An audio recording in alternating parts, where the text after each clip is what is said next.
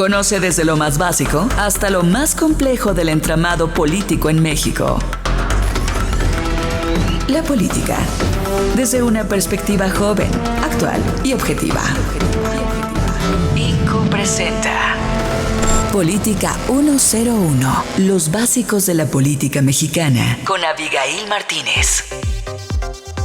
Hola, ¿qué tal? Bienvenidos a Política 101. Soy Abigail Martínez y me da mucho gusto una semana más estar con ustedes platicando pues, de los temas más relevantes de la coyuntura política en México. Y esta semana no es la excepción. Tenemos, por supuesto, que hablar del caso de Lozoya en esta trama que se está desarrollando todavía, pero que ya hay muchas aristas que analizar, y para eso les invité a uno de los mejores especialistas para este tema. Él es profesor del CIDE, es el doctor Javier Angulo. ¿Cómo estás, Javier? Muy bien, gracias, Abigail. ¿Qué tal? Buenas tardes. Muy buenas tardes y gracias por aceptar nuestra invitación para platicar de este merequetengue que hay. Ojalá que nos ayudes a darle luz, porque yo la verdad ya no entiendo nada. Por supuesto, dime. A ver, Javier, pues, ¿qué te parece si empezamos, así como dicen, por el principio? ¿Cómo es que inicia el proceso contra Lozoya? ¿Por qué él? ¿Cómo se toma esta decisión? ¿O quién es el encargado de tomar estas decisiones? ¿Qué nos puede decir un poquito de por dónde empieza este hilo? Bueno, este hilo empieza en el 2016 con una denuncia que levanta, o 2017 con una denuncia que levanta el partido político denominado PRD, y la denuncia versaba sobre Odebrecht. En este sentido se decía que había recibido recursos para financiar la campaña de Enrique Peña Nieto en el año 2012. Así fue como empezó, o fueron las primeras acusaciones en contra de Emilio Lozoya. Y un poquito, pues, porque responde a la misma lógica que hizo Odebrecht en toda Latinoamérica, ¿no? Aparentemente esta empresa lo que hacía era como cooptar a agentes políticos, darles dinero, apoyarlos en campañas para que después se les retribuya a través de obras públicas, ¿no? Básicamente a grandes rasgos la lógica de Odebrecht. Entonces, esta investigación empiezan a petición de una denuncia o algo así, así podríamos llamarle, de un partido político, pero pues la fiscalía lo tenía que haber tomado desde el gobierno de Peña Nieto pues con toda seriedad. Así pasó, o medio aplicaron la del jefe Gorgori de muy interesante su denuncia, pero voy a guardarla en este cajón, y ya cuando llegó el nuevo gobierno ahora sí empezaron en serio. Bueno, en aquel momento comenzaron las investigaciones por parte de la Fiscalía de Delitos Electorales y se abrió otra carpeta de investigación en la entonces Procuraduría General de la República, mismas que no llegaron a ningún punto. Como podremos recordar, en el año 2017 o 2018, incluso quien fuera Procurador General de la República se trasladó a Brasil, que de allí salió también una investigación periodística donde diversos funcionarios de la empresa Odebrecht mencionaban que le habían otorgado dinero a Emilio Lozoya para financiar la campaña de Enrique Peña Nieto. Entonces, sí ya estaba allí la denuncia, se adelantaron algunas cosas respecto de recabar evidencia, pero no se llegó a ningún punto concreto, no se llegó a la captura, ni siquiera a actos de investigación concretos respecto de las posibles conductas delictivas que haya desplegado Emilio Lozoya. Y Emilio Lozoya es el único que aparece en esta información que se dio con las autoridades brasileñas. Las autoridades brasileñas mencionan constantemente a Emilio Lozoya y hacen referencia de que tenía conocimiento o de que había una solicitud por parte del entonces presidente de la República, Enrique Peña Nieto, y que tenía conocimiento de que la campaña había sido financiada de manera ilícita o había recibido de manera ilícita dinero. Son los dos nombres que se obtienen en esta investigación que se lleva a cabo hasta... Ok, de acuerdo.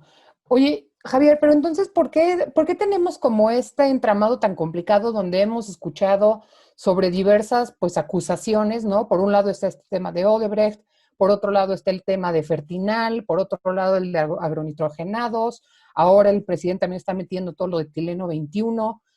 ¿Cómo están relacionados todos ellos y toda esta investigación responde a todos estos crímenes, por así decirlo? Bueno, a ver, hay que primero señalar algo. La carpeta de investigación o la investigación que va a ir hacia adelante, tiene en realidad que ver con la compraventa de agronitrogenados.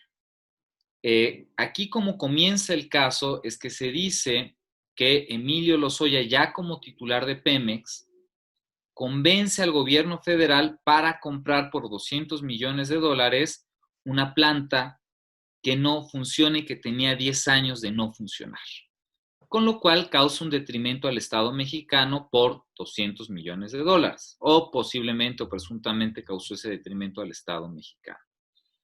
Aquí comienza el caso. ¿Cómo arrancó el caso? Con la solicitud de extradición de Alonso Ancira en España, mismo que está esperando la resolución de un tipo de apelación que interpuso en España para no ser extraditado a México.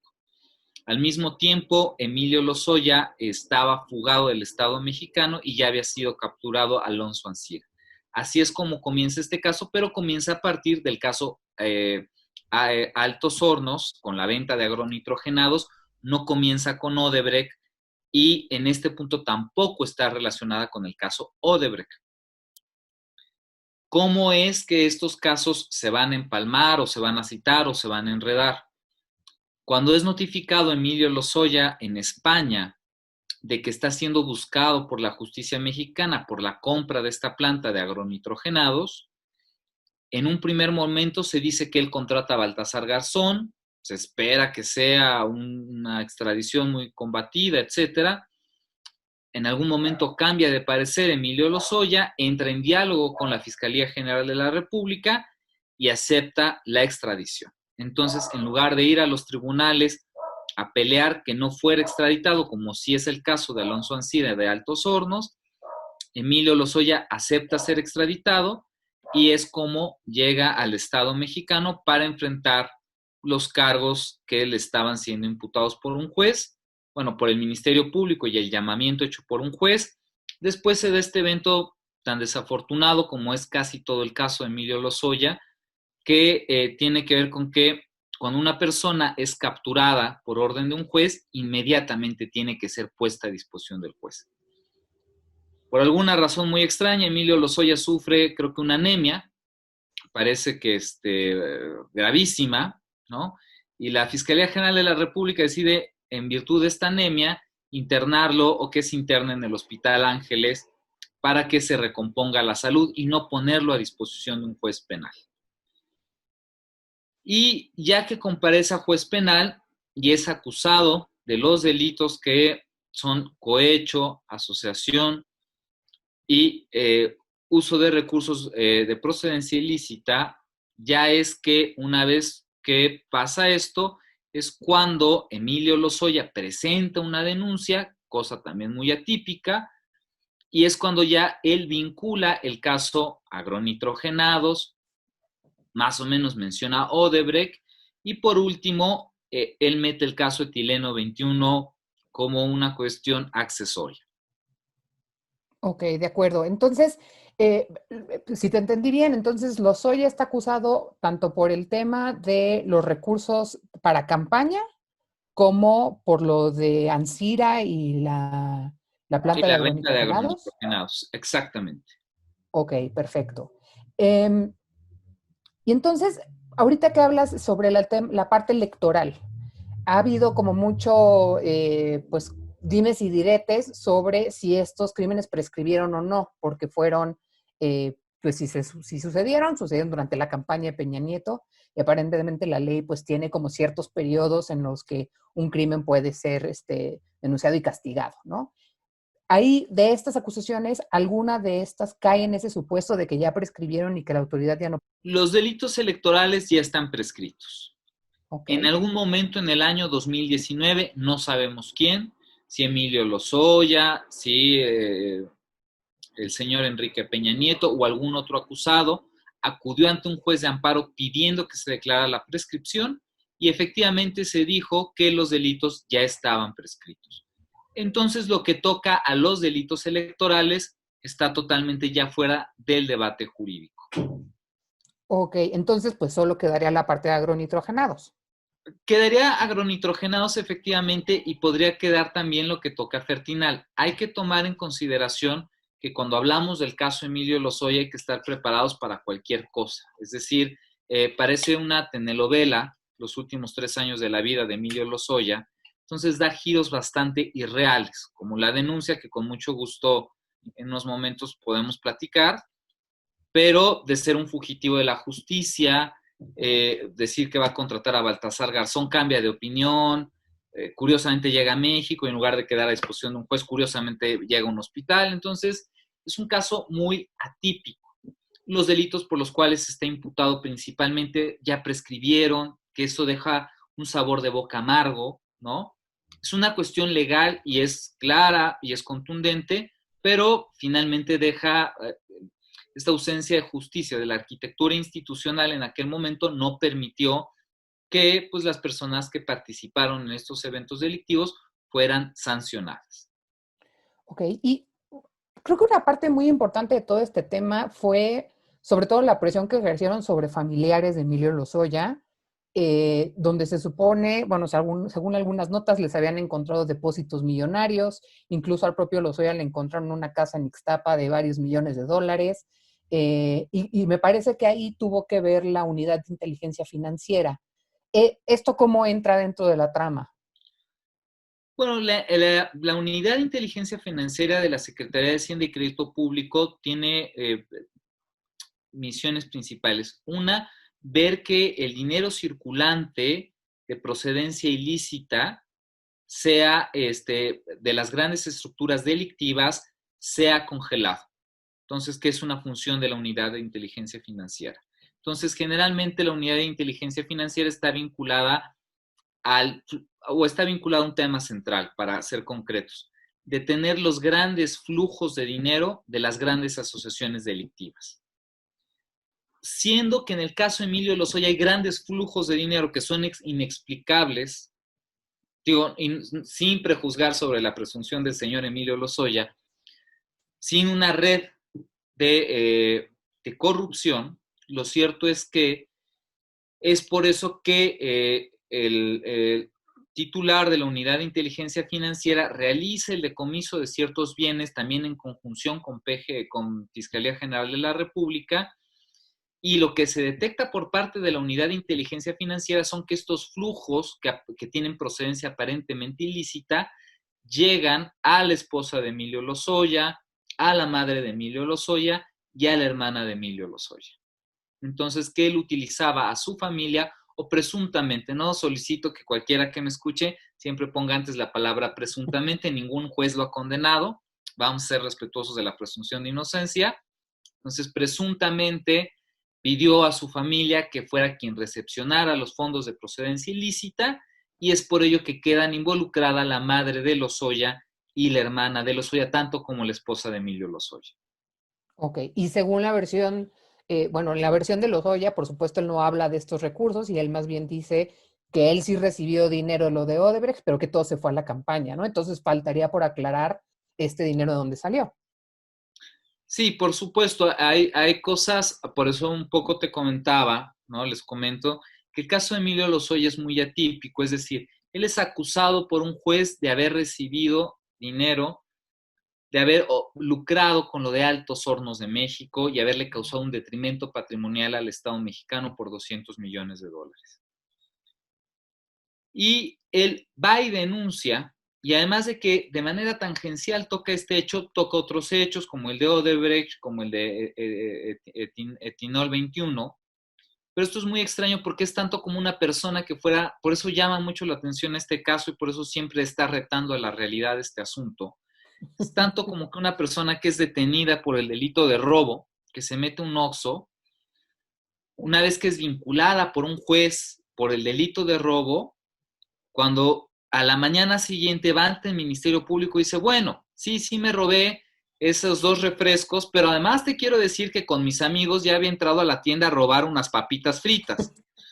Y además tengo noticia de que con otros amigos que tengo se habían robado otro Oxxo. Entonces es muy raro que alguien se autodenuncie, ¿no? Entonces, por eso el caso es tan atípico, tan irregular, un poco telenovelesco, ¿no? Reta un poco a la realidad, porque generalmente cuando uno está acusado por un juez, lo menos que uno se espera es que al día siguiente uno mismo vaya y se autoacuse más y se involucre uno mismo en otros eventos delictivos. Entonces, por eso es un caso muy atípico el caso judicial de Emilio Lozoya. Y justo estas cosas atípicas son los que hacen pensar, pues, que él hizo un acuerdo político con el gobierno y las autoridades para, pues, como para enfocarse en otras cosas y tener como un trato para él, ¿no? Me imagino que por ahí va estas críticas que se le hacen. Bueno, a ver, el derecho permite que las personas que están siendo acusadas de un delito pacten con la fiscalía para obtener una sentencia reducida a cambio de datos de prueba que permitan llevar la condena de otra persona. Entonces, es decir, yo puedo entrar a robar refrescos a un Oxxo y al Ministerio Público le puedo decir, bueno, yo te digo quiénes me ayudaban a robar el Oxxo, pero no me acuses, no pidas una sentencia de 3, 4 años de prisión, sino pide una sentencia de 2 años. Y entonces déjame salir en la sentencia definitiva.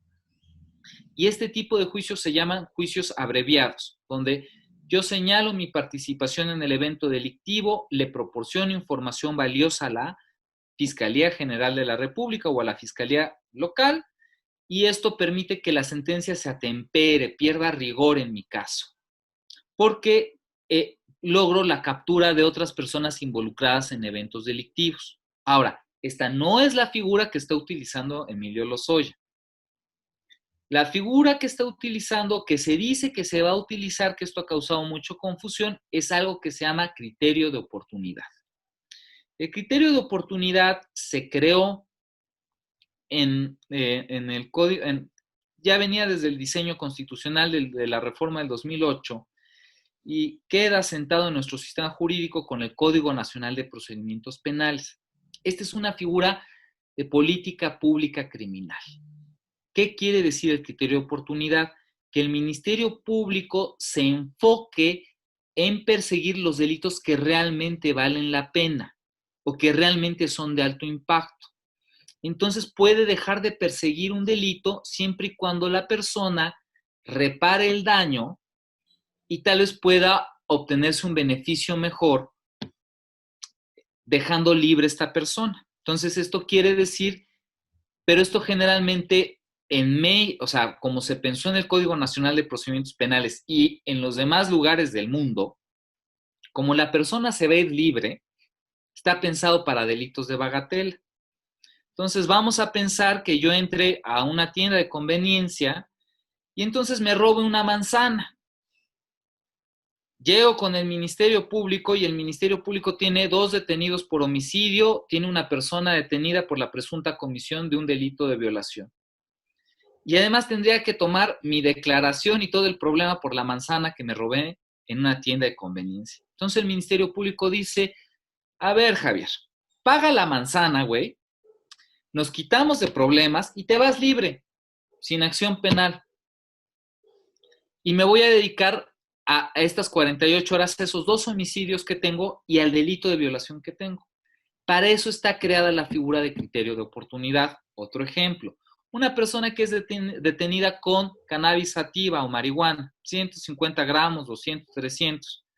Pero el Ministerio Público al mismo tiempo tiene 3 secuestros, tiene 2 homicidios y tiene un delito específico grave sobre delitos ambientales. Se quemó parte del bosque de Tlalpan. Entonces el Ministerio Público, en investigaciones tan complejas como la quema de un bosque, 3 secuestros, etcétera, de nueva cuenta dice, a ver, el robo de los chocolates, siempre y cuando me paguen, ya le paguen por favor a la tienda los chocolates, me deshago de este caso. Y no hay ninguna consecuencia penal. Eso es el criterio de oportunidad. Entonces, o la persona que trae la cannabis sativa, bueno, pues ya la tiramos a la basura, la decomisamos y que se vaya el joven porque tengo realmente cosas que atender. Para eso se creó el criterio de oportunidad. Ok, de acuerdo. Javier, estoy verdaderamente fascinada por todo lo que nos estás diciendo. ¿Te parece bien si hacemos una pequeña pausa y regresamos a seguir hablando de esto? Sí, claro, por supuesto. No se vayan, estamos platicando con un especialista, profesor del CIDE sobre el caso Lozoya. Regresamos en un momentito.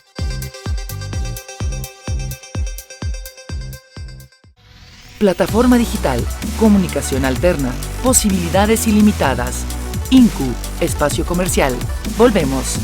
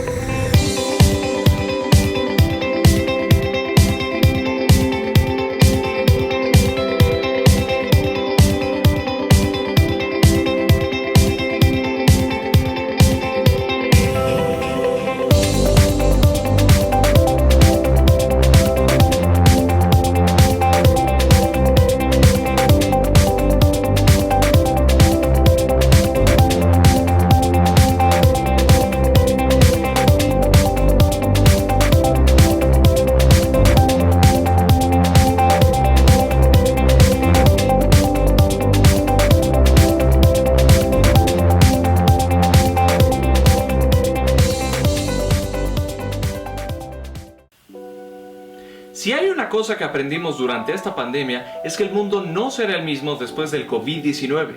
Este virus llegó para quedarse un buen rato y puso de cabeza un montón de cosas que dábamos por sentado. Y más vale que nos acostumbremos porque esto va para largo. La fundación de Bill Gates pronostica que el desarrollo de una vacuna funcional podría tardar entre 9 meses y 2 años. Las líneas aéreas afirman que no recuperarán el mismo volumen de ventas sino hasta 2022. Entonces, ¿qué va a pasar en este tiempo? Mucha gente está preocupada por su salud y con sobrada razón. Si puedes, quédate en casa y cuida a las personas vulnerables. Pero muchos también están preocupados por sus ingresos. El mundo en 2020 tendrá menos dinero circulando, mucho menos. Trabajos como el de los meseros, guías de turistas y agentes de viajes no van a repuntar en por lo menos 2 años. Así es que este es el mejor momento en invertir en tu educación. Hoy más que nunca se necesita gente que pueda generar valor rápido, gente con habilidades digitales, que sepa editar y producir videos, gente que pueda armar un webinar, analizar datos o hacer una campaña completa de marketing digital. Necesitamos a más gente con habilidades de internet y a más especialistas en tecnologías de la información. Con niveles de desempleo sin precedentes, hoy es el momento para reinventarte y crear tu propio trabajo. Si hay algo que aprender del COVID-19 es que necesitamos a más gente interesada en ciencia y tecnología, en medicina y en la enseñanza.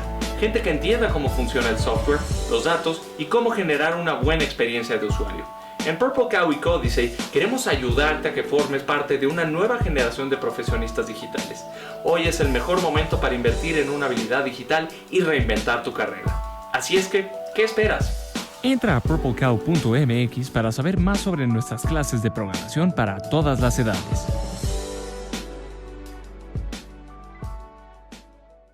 Estamos de regreso con más de INCU, Comunicación sin Límites.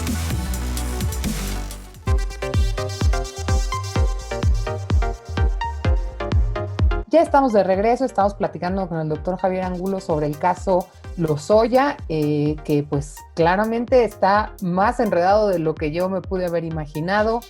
Me estabas diciendo que pues una vez que Lozoya denuncia a toda esta otra banda, que pues da la casualidad que también siempre estuvo presente en el discurso del presidente sobre su corrupción, etcétera, ahora el Ministerio Público tiene que investigar.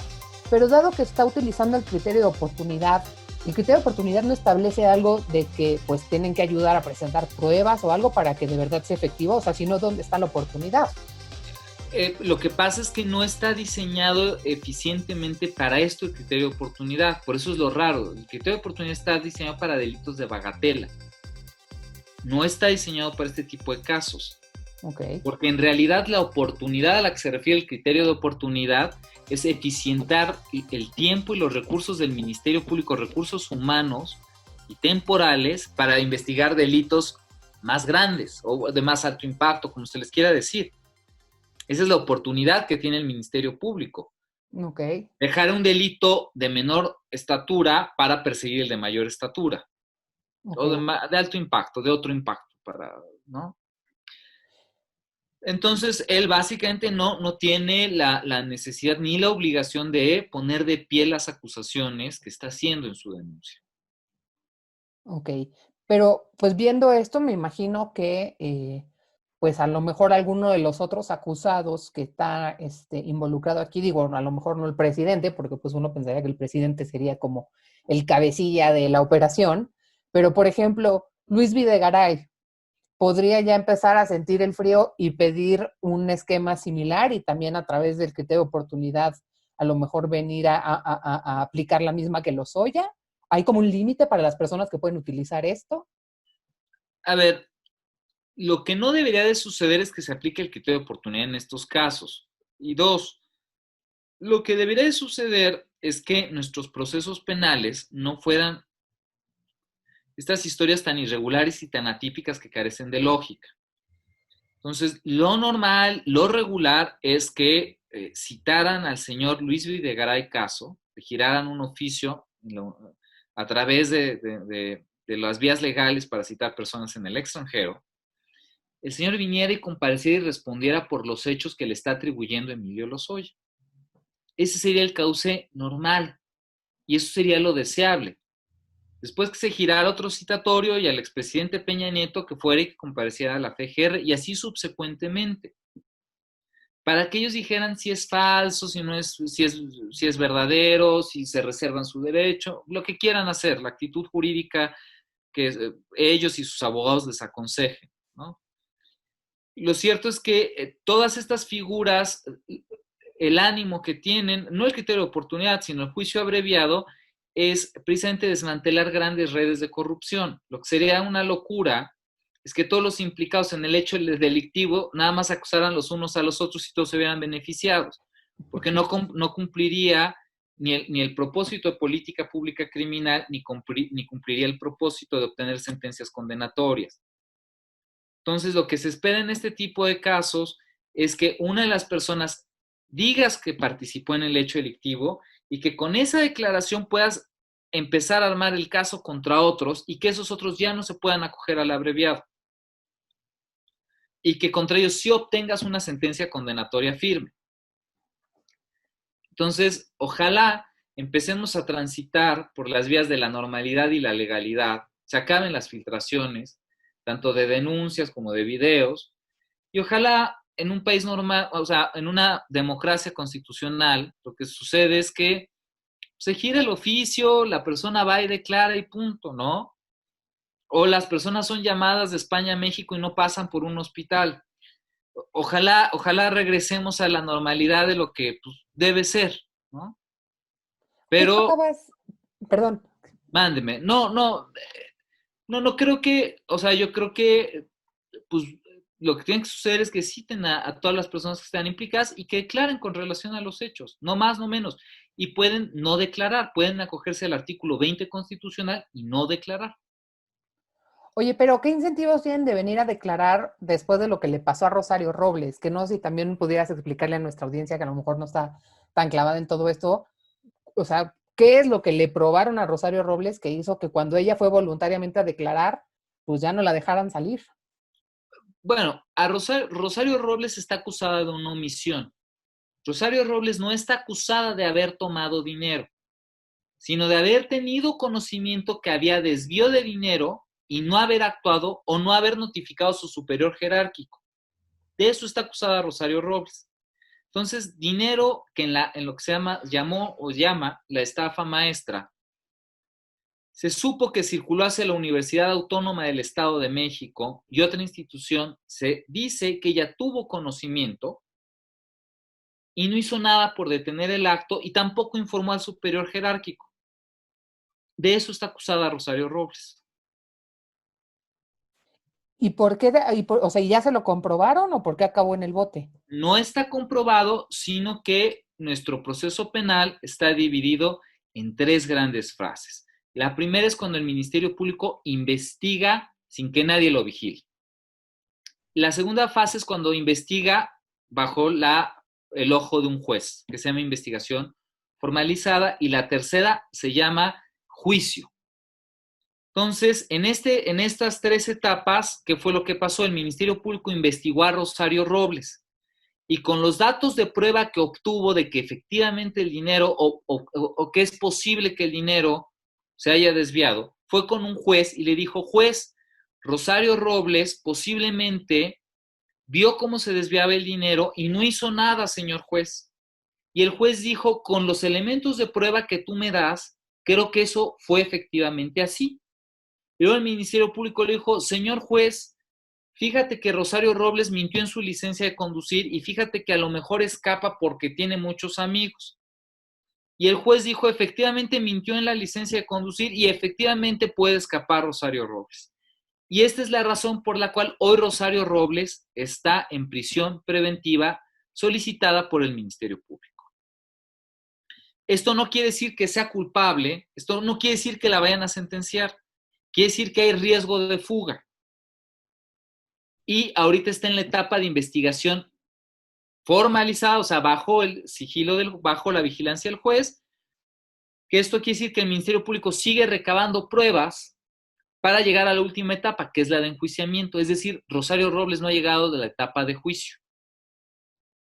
Entonces, una vez que acabe esta etapa, que está a 2 días de acabar, creo que está fijada para la siguiente semana o esta semana, la siguiente semana, la audiencia, o ya pasó, donde pidieron los 21 años de Rosario Robles, se fijará fecha para que se hable etapa de juicio.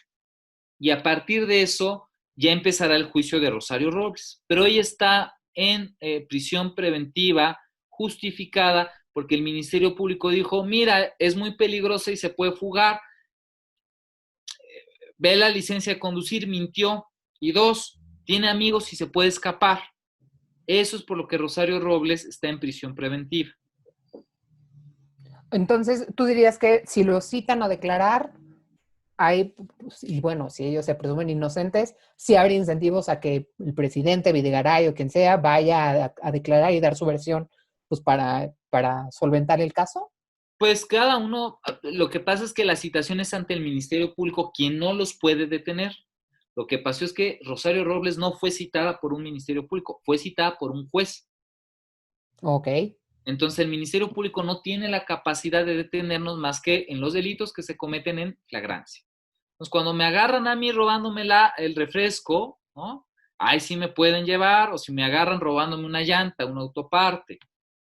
Pero si yo me robo la llanta, logro huir, pero en virtud del video, esto, el otro, me cita el Ministerio Público, pues yo voy y comparezco. Y el Ministerio Público no tiene capacidad para detenerme. Pero si me cita el juez, sí el juez puede decretar mi prisión preventiva oficiosa o justificada según sea el delito que se me impute. El caso es que Rosario Robles fue citada por un juez, el Ministerio Público pidió esto. En el caso de los señores Luis Videgaray, Ricardo Anaya, Enrique Peña Nieto, el hoy gobernador de Querétaro, etcétera, los citaría el Ministerio Público, quien no tiene la capacidad de detenerlos. Okay. Porque el delito no es en flagrancia. Perfecto, ok. Oye, y hace un momentito también hablabas de algo que es muy importante y que creo que es lo que más, pues lo más cercano a la gente, que es el tema de las filtraciones, ¿no? Sale este video que empieza a rolar por todas las redes, salen todos los noticieros, y luego también sale pues la filtración de la denuncia de Anaya, que también no sé qué tan común sea que pase eso, o si debería tener algún tipo de concepto de secrecía para proteger la investigación. ¿Tú cómo ves? ¿Por qué estamos viendo esto y qué afectaciones puede tener en el caso? He oído personas que dicen que podrían tumbarse el caso porque viola algunos principios tanto de los acusados como el proceso legal. ¿Qué nos dices al respecto? El caso es otra vez un poco, el caso de Lozoya es como una telenovela. Entonces, por eso están las filtraciones, ¿no? Las filtraciones las filtraciones únicamente debilitan la fuerza probatoria tanto del video como de las acusaciones del propio Lozoya. No tiran el caso. O sea, ¿por qué? Porque la autoridad no fue quien obtuvo la prueba de manera ilícita. Me trato de explicar. Si la autoridad entra a la casa de alguien sin un orden de cateo y encuentra un arma, viola derechos humanos, específicamente el 10 constitucional, inviolabilidad del domicilio. Y entonces lo que encuentre se torna prueba ilícita y no puede fungir en el proceso. Si la autoridad tortura a alguien para obtener una confesión, como en Ayotzinapa, se cae el caso. Pero las filtraciones resulta que no se sabe quién las filtró. Entonces no podríamos decir que la autoridad ha violado los derechos humanos de persona alguna. Porque por un lado tenemos que el video se sube a YouTube con un nombre del hermano, del supuesto hermano del hermano de Ricardo Emilio Lozoya, ¿no? Se sube el video, pero no sabemos quién lo subió. Entonces no es una violación que esté cometiendo la autoridad. La denuncia se filtra como quien sabe, pero tampoco es que le esté filtrando la autoridad. Si acaso hay una omisión por parte de la Fiscalía General de la República del deber de cuidado que tiene que tener en la secrecía de la carpeta de investigación. Entonces, ¿el caso se cae? No, el caso no se cae porque la autoridad no ha violado derechos humanos o no se ha probado que los haya violado. Entonces, las pruebas siguen siendo válidas. Lo que pierden es fuerza probatoria. Entonces, la denuncia, digamos que si tenía una fuerza probatoria de 9, pues digamos que hoy la tiene de 7. Y el video, pues está muy raro, ¿no? Porque en realidad el video nos lleva a puras conjeturas. O sea, el video inmediatamente lo relacionamos con el caso de Emilio Lozoya, pero no sabemos si está relacionado. Son gente que está cargando millones y millones de pesos en maletas, pero no sabemos si era para vender licitaciones del Senado, si era para quemar papelería, si están cometiendo otros ilícitos, si se están robando todo el equipo de cómputo, vendiendo todo el sistema de información, no sabemos. Entonces, pensamos que tiene que ver con Lozoya, pero del video no se desprende. ¿No? Entonces, ¿prueba de qué es? ¿Quién sabe? Es prueba de que estos señores por lo menos tienen una cita con la Secretaría de Hacienda y Crédito Público para decir de dónde obtuvieron ese ingreso y pagar impuestos. Más allá, no sabemos. Digo, aún pensando, por todo lo que me has dicho, aún pensando que perteneciera a este dinero, porque creo que el argumento es que es prueba del dinero que se le dio a los legisladores para aprobar reformas, ¿no? Y que, así es. Pues, y que eso también salió justo de los sobornos de Odebrecht, etcétera. Entonces, si sí fuera de los sobornos de Odebrecht, aún si el video dijera, esto es de los sobornos de Odebrecht, pues si los delitos ya prescribieron, igual no serviría de nada, ¿no? No, los delitos electorales sí han prescrito, el delito de cohecho no ha prescrito. Okay. El delito de cohecho tiene una punibilidad que oscila de... prescriben en el 2020, no quiero decir ahorita, no quiero equivocarme, lo iba a decir de memoria, pero prescriben entre 2020 y 2021, prescriben este diciembre o los primeros meses de 2021. El delito de cohecho es el que no ha prescrito, pero habría que probar que efectivamente se entregó este dinero a los legisladores con el ánimo, decía la ley, porque ya cambió el delito de cohecho, de hacer algo justo o injusto. Entonces no importa si votaron porque estaban confiados en la reforma energética o si votaron por corruptos, porque decía la ley justo o injusto, ¿no? Okay. Para hacer algo justo o injusto.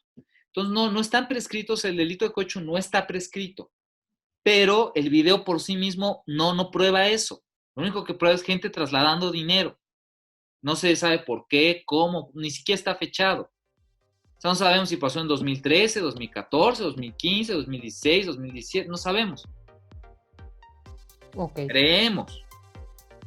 Pero eso es una cosa que la Fiscalía General de la República tiene que investigar, también en su vertiente de operación con recursos de procedencia ilícita, porque no es normal que la gente ande con millones de pesos en la calle. ¿Y nada más por la mera existencia del video, la Fiscalía ya debería estar investigando o tendría que haber una denuncia? Ya tiene la noticia criminosa.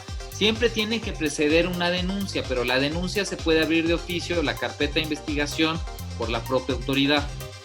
Ok, de acuerdo. Perfecto, pues muchísimas gracias, Javier. Esperamos tenerte aquí más adelante porque seguro que esto no acaba pronto. No, con muchísimo gusto y ojalá nos volvamos a encontrar. Mil gracias. Y mil gracias a todos ustedes por acompañarnos una semana más. Yo soy Abigail Martínez, en Twitter me encuentran como Abi-MT y los veo aquí la próxima semana. Hasta la próxima.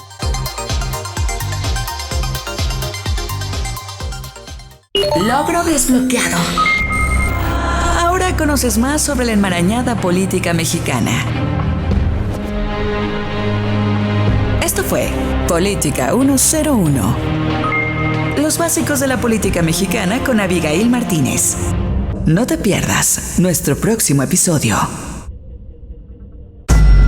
Esta fue una producción de INCU. Derechos reservados.